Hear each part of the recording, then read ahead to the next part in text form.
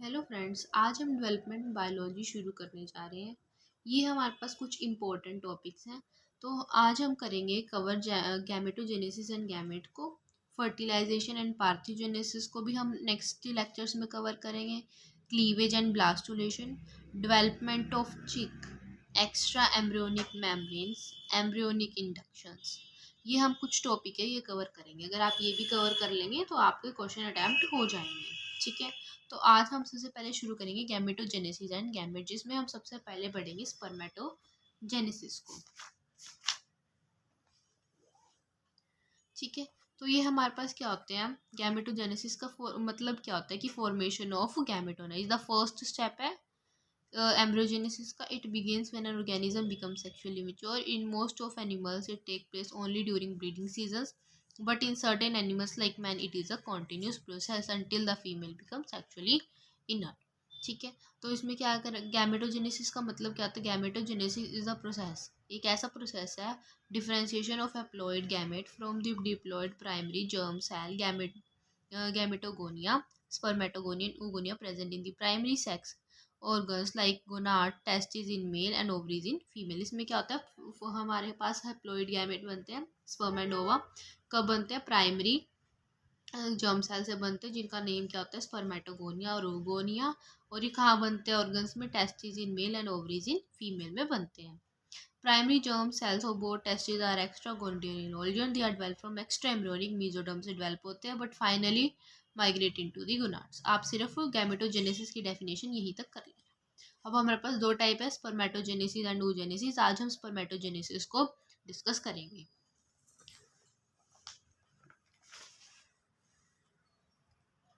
ठीक है। तो सबसे पहले हमने पता कि ह्यूमंस क्या होते हैं, सेक्सुअली रिप्रोड्यूसिंग होते हैं, विविपेरस होते हैं, इनमें कोई मेटामॉर्फोसिस नहीं होता और कोई लार्वल स्टेज नहीं बनता। इवेंट्स कौन कौन से होते हैं, गैमेटोजेनेसिस को ही आज हम डिस्कस करेंगे। फॉर्मेशन ऑफ मेल गैमेट, ठीक है। मेल में कौन बनता है, स्पर्मेटोजेनेसिस होती है, और फीमेल में कौन सी प्रोसेस होती है, oogenesis। स्पर्मेटोजेनेसिस को आज हम कवर करेंगे। Spermatogenesis, formation of sperm. इसमें क्या होता है, टेस्टिस होते हैं, टेस्टिस में कौन होते हैं, सेमनीफेरस ट्यूब्यूल होते हैं, ठीक है, जो कि न्यूट्रिशन प्रोवाइड करवाते हैं। सर्टोली सेल्स, जो सेमनीफेरस ट्यूब्यूल है उसमें सर्टोली सेल्स होते हैं जो न्यूट्रिशन प्रोवाइड करवाते हैं। सेल कोल्ड स्पर्मेटोगोनिया, जो कि आगे स्पर्म की फॉर्मेशन करते हैं। अब जो टेस्टिस होते हैं वो कितने होते हैं, टू होते हैं, one in pair, two testis are present. तो हर एक टेस्टिस में कितने लोब होते हैं, 250 लोब्स होते हैं। और हर एक लोब में कितने सेमनीफेरस ट्यूब्यूल होते हैं, 1 से 3 सेमनीफेरस ट्यूब्यूल्स पाए जाते हैं। सेमनीफेरस ट्यूब्यूल आगे दो टाइप के सेल कंटेन करते हैं, big cell and the small cell. Big cell क्या होते हैं, सर्टोली सेल्स होते हैं, जो कि स्पर्मेटोजेनेसिस की फॉर्मेशन में हेल्प नहीं करती, ये सिर्फ न्यूट्रिशन प्रोवाइड करवाते हैं। एंड जो स्मॉल सेल्स है ये आगे क्या करते हैं, स्पर्म सेल स्पर्मेटोगोनिया की फॉर्मेशन में हेल्प करते हैं। अब क्या होता है हमारे पास, प्यूबर्टी गेन करते हैं 13 ईयर्स पे। जो हाइपोथैलेमस जो ग्लैंड है ये क्या करता है, GnRH gonadotropin releasing hormone produce करता है, जो कि आगे क्या प्रोड्यूस करता है, पिट्यूटरी को आगे सिग्नल देता है, और ये दो टाइप के हार्मोन प्रोड्यूस करता है, that is FSH follicle stimulating hormone and LH Leydig cells. इसका भी हम आगे रोल पढ़ेंगे, ठीक है। तो ये क्या होता है, लेडिक सेल्स क्या एक्ट करता है, टेस्टोस्टेरोन पे, और ये क्या करता है, मेल करेक्टर लेके आता है, सेकेंडरी सेक्सुअल करेक्टर, और स्पर्म की फॉर्मेशन भी करता है। जो FSH है वो भी क्या करता है, स्पर्म की फॉर्मेशन में हेल्प करता है, स्पर्मेटोजेनेसिस में क्या करता है, हेल्प करता है, ठीक है। अब हमारे पास क्या होता है, स्पर्मेटोगोनियम होते हैं कहाँ, सेमनीफेरस ट्यूब्यूल में। तो ये क्या करते हैं, माइटोसिस करते हैं टू इंक्रीज नंबर, ये अपना नंबर इंक्रीज करते हैं और क्या बना देते हैं, प्राइमरी स्पर्मेटोसाइट। प्राइमरी स्पर्मेटोसाइट और स्पर्मेटोगोनिया का दोनों का नंबर क्या है, 2 है ना, डिप्लॉइड है। ये क्या करेंगे, मायोसिस 1 करेंगे टू फॉर्म गैमेट। ये क्या बनेगा, मायोसिस 1 से प्राइमरी से सेकेंडरी स्पर्मेटोसाइट की फॉर्मेशन होगी, इनका नंबर होगा n, ये हिप्लॉइड होंगे। ये क्या करेगा, अब आगे मियोसिस 2 जब करेगा तो क्या बनेंगे, स्पर्मेटिड्स बनेंगे। कितने बनेंगे, 4 स्पर्मेटिड्स बनते हैं, ठीक है। 4 स्पर्मेटिड्स बनने के बाद जो हमारे पास स्पर्मेटिड से क्या होता है, कन्वर्जन हो जाती है स्पर्मेटोजोआ की, और इसी को बोलते हैं स्पर्मियोजेनेसिस प्रोसेस, ये बोला जाता है। देखिए यही हमने किया, ये सब आपको बस लिख के लेके आना है, 2-3 स्टेज में लिख के आना है। मल्टीप्लिकेटिव में क्या होगा, सबसे पहले हमारे पास कुछ स्पर्मेटोगोनियम जो सेल होते हैं वो किसे आते हैं, स्पर्म मदर सेल, सेमनीफ्यूरस ट्यूब्यूल्स है। सेमनीफ्यूरस ट्यूब्यूल में क्या होंगे, स्पर्म मदर सेल होंगे, वो बहुत ज़्यादा डिवाइड करेंगे और स्पर्मेटोगोनिया की फॉर्मेशन करेंगे। तो ये क्या होगा हमारे पास, दैट इज मल्टीप्लिकेटिव फेस होगा। ठीक है, मल्टीप्लिकेटिव फेस के बाद जब क्या करेंगे, ये ग्रोथ फेस करेंगे, जिसमें जो स्पर्मेटोगोनिया है ये क्या बनाएगा, आगे प्राइमरी स्पर्मेटोसाइट बनाएगा, जो कि आगे मायोसिस 1 करके किस में बनेगा, सेकेंडरी स्पर्मेटोसाइट में बनेगा।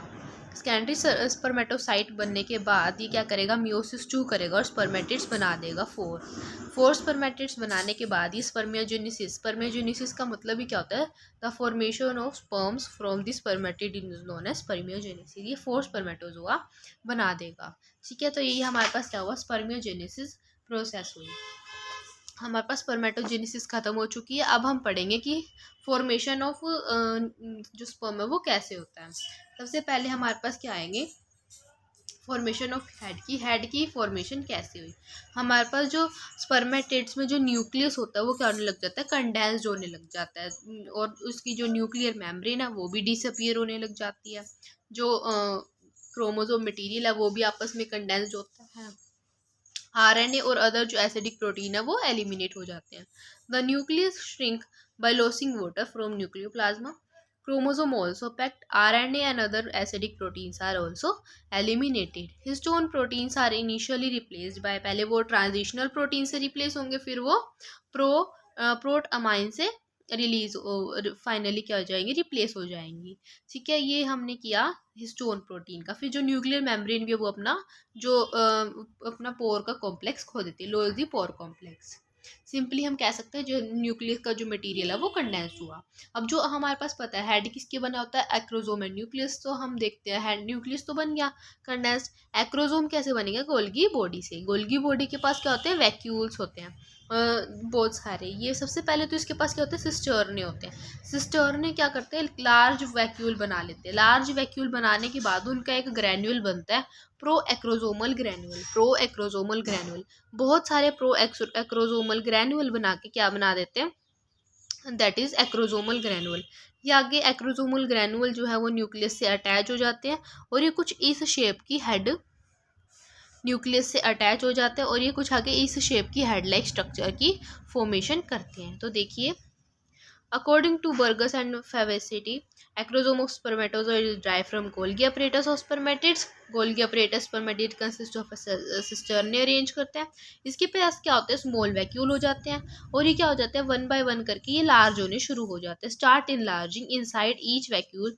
हर एक वैक्यूल के अंदर एक क्या होता है, एक प्रो एक्रोजोमल ग्रैन्यूल का डेवलपमेंट होने लग जाता है, और ये जो वैक्यूल हैं ये और लार्ज हो जाते हैं, और ये क्या बना देता है, टू फॉर्म दी एक्रोजोमल ग्रैनुअल की फॉर्मेशन करेंगे। एक्रोजोमल ग्रैनुअल क्या होगा, आगे जाके जो न्यूक्लियस है उससे जाके अटैच हो जाएगा और एक्रोजोमल की फॉर्मेशन कर देगा। Now it shift to the tip of elongated nucleus. The vacuole also loses its liquid content, और ये क्या बना देगा, कैप ऑफ स्पर्मेटोजोआ की फॉर्मेशन कर देगा। जो गोल्गी बॉडी है वो कम्प्लीटली रिड्यूस हो जाता है, लॉस हो जाता है, उसको बोल देते हैं हम गोल्गी रेस्ट। तो इसीलिए कहा जाता है कि जो एक्रोजोम है वो किससे बना है, गोल्गी बॉडी से बना है। Formation of neck. Formation of neck कैसे होगी, अब जो हमारे पास क्या होता है, 2 सेंट्रियोल होते हैं, ठीक है, और इनका अरेंजमेंट क्या होता है, 9+0 अरेंजमेंट होता है। ये क्या करते हैं, एक तो हमारे पास क्या होता है पोस्टीरियर टू द न्यूक्लियस के जस्ट नीचे होता है एक, ठीक है, उसको बोलते हैं हम प्रोक्सिमल सेंट्रियोल, और एक इसी के साइड में भी होता है, इसके ही जस्ट नीचे होता है। वो दोनों ही क्या होता है, लॉन्गिट्यूडनली एक्सिस होते हैं, और उसको बोलते हैं distal centriole. Distal centriole generally middle piece में दिखाई देता है, और प्रोक्सिमल सेंट्रियोल में क्या होता है, ये नेक में होता है। ठीक है, फॉर्मेशन ऑफ मिडल पीस किससे बना होता है, माइटोकॉन्ड्रिया से। माइटोकॉन्ड्रिया क्या बना देता है, मिडल पीस बना देता है। Different part of spermatids accumulate in middle piece around proximal part of axial filaments and distal centrole। क्या बनाता है, जनरली माइटोकॉन्ड्रिया किसके अराउंड होते हैं, proximal part of axial filament and distal centriole के।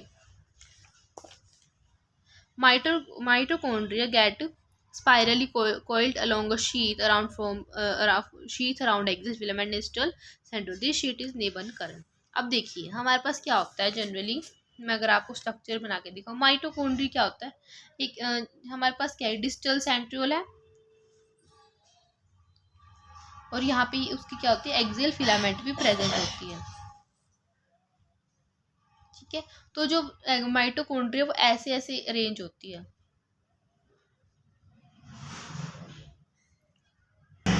और उसी को हम बोलते हैं नीबन कर्न, नेबन कर्न बोला जाता है।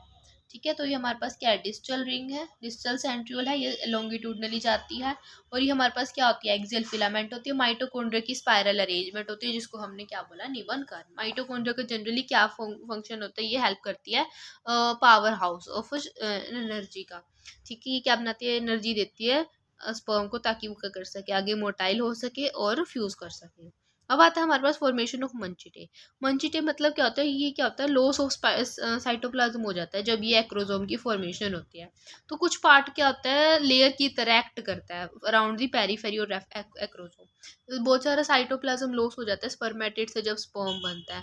तो जो वो साइटोप्लाज्म लॉस होता है वो कंडेंस जो कि क्या होता है, पेरीफेरी की फॉर्म में होता है, किसकी, एक्रोसोम में, उसी को मंचिटे बोल देते हैं। Formation of tail. Distal central give rise to a contractile and microtubule structure called axoneme. अब जो डिस्टल सेंट्रियल है वही आगे जाके क्या बनता है, कॉन्ट्रैक्टाइल स्ट्रक्चर बना देता है, मस्कुलर सा थोड़ा, और उसी को एक्सोनिम बोलते हैं, जो कि आगे किससे बना, सराउंड किया जाता है, साइटोप्लाज्मिक शीट से, उसी को हमने क्या दे दिया, टेल का नेम दे दिया। अगर हम आगे फैक्टर्स कंट्रोलिंग स्पर्मेटोजेनेसिस की बात करें तो हाइपोथैलेमस ग्लैंड है वो किसको देगा, पिट्यूटरी ग्लैंड को सिग्नल देगा with the help of gonadotropin releasing hormone. दो टाइप के रिलीज होंगे, LH and FSH। LH Leydig cell की फॉर्मेशन करेगा, लेडिक सेल आगे क्या करेगा, टेस्टोस्टेरोन की फॉर्मेशन करेगा, टेस्टोस्टेरोन क्या करेगा, रिप्रोडक्टिव ट्रैक्ट और अदर ऑर्गन में भी हेल्प करेगा। ये क्या करेगा, सेकेंडरी सेक्सुअल कैरेक्टर्स को भी प्रोड्यूस करेगा और स्पर्मेटोजेनेसिस में भी हेल्पफुल होगा। FSH क्या करेगा, सर्टोली सेल, जो कि जनरली न्यूट्रिशन प्रोवाइड करवाते हैं स्पर्मेटोगोनियम को। ये क्या करेगा, ये स्टिमुलेट भी करेगा और हार्मोन को इनहिबिट भी करेगा, स्टिमुलेट स्पर्मेटोजेनेसिस ये भी करेगा, और ये दोनों मिला के आपस में क्या करते हैं, स्पर्मेटोजेनेसिस की दैट इज फंक्शनिंग में हेल्प करते हैं। अब अगर हमारे पास आए आगे types of sperm, types of हमें पता है XY होता है, एक्स हमारे पास क्या होता है, गाइनोस्पर्म होता है, जिसमें 50% कॉन्टेंट ऑफ एक्स क्रोमोसोम होता है, 50% एंड्रोस्पर्म होता है, जिसमें वाई क्रोमोसोम प्रेजेंट होता है। ये क्या करेगा, significance haploid character, haploid sperm में वेरिएशन लाएगा और इवोल्यूशनरी रिलेशनशिप पे भी हेल्पफुल होगा। अगर हम स्ट्रक्चर ऑफ स्पर्म की बात करें तो हमें पता है, अभी हम पढ़ के आए, हेड है, एक्रोसोम है, एंड देन हमारे पास क्या है, न्यूक्लियस है, नेक है, नेक के बाद आगे टेल है। तो मैं इनको आपको जनरली बिल्कुल ही ब्रीफ में बता देती हूँ कि होता क्या है। हेड इंटीरियर मोस्ट पार्ट है स्पर्म का, ठीक है, ये क्या होता है, ओवॉइड शेप का भी होता है, फ्लैट का भी होता है, स्फेरोइडिकल शेप, हर एक अलग अलग शेप का होता है। जनरली माउस रैट में कैसा दिखता है, ये हुक शेप होता है, और रोड शेप होता है, एम्फीबियंस में होता है, ठीक है, और मैंस में कैसा होता है, ओवॉइड शेप का होता है, ओवल शेप का होता है। 2-3 शेप याद रख लेना, आपके लिए इनफ होगा। अब आता है हमारे पास एक्रोसोम। एक्रोसोम अभी हमने करा कि क्या होता है, कि कैप लाइक स्ट्रक्चर होता है, गोल्गी बॉडी से बना होता है। अब इसके अंदर क्या होता है, हाइलोरोनोरिडेज इंजाइम होता है। जनरली जो हम देखेंगे कि नेक्स्ट क्लास में कि ओवम होता है, ओवम की जो फोलिकुलर लेयर होती है वो किससे बनी होती है, हाइलोनोरिक एसिड होता है। तो वहाँ पे हाइलोनोरिक एसिड को रिड्यूस करने के लिए यहाँ पे कौन सा एंजाइम है, हाइलोरोनिडेज एंजाइम प्रेजेंट होता है। इसके पास एक्रोजिन एंजाइम भी है, और जो हाइलोरोनिडेज है वो किससे बना होता है, म्यूकोप्रोटीन से बना होता है। ये क्या करता है, स्पर्म की एंट्री में हेल्पफुल करता है, और help in the penetration of ovum में भी हेल्पफुल है। आगे हम देखें न्यूक्लियोसोम। न्यूक्लियस में क्या होगा, DNA होगा ज़्यादातर। ये क्या करेगा, कैरियर ऑफ जेनेटिक इन्फॉर्मेशन है, RNA और एसिडी नहीं प्रेजेंट होते। Basic proteins are arginine rich histones है, और प्रोटीअमाइंस भी प्रेजेंट होंगे, जो हमने पढ़ा था, ठीक है, प्रोटअमाइंस में होगा। Acrosome and interior half of nucleus को क्या बोलेंगे हम, कवर्ड विद द शीथ, एक होती है ग्लेलिया, उससे कवर्ड होता है जो एक्रोसोम है, और इंटीरियर हाफ ऑफ न्यूक्लियस किससे कवर होता है, गैलिया से कवर होता है। नेक 9+0 अरेंजमेंट है, प्रोक्सियल सेंट्रियोल होते हैं इसके पास, ठीक है। ये क्या होता है, लॉन्गिट्यूडनली एक्सिस होता है to the main axis of the sperm. Distal भी सेम होता है, लॉन्गिट्यूडनली एक्सिस होता है, ठीक है। और there is only one centriole in the middle piece, middle piece में भी एक है और नेक में भी एक आता है।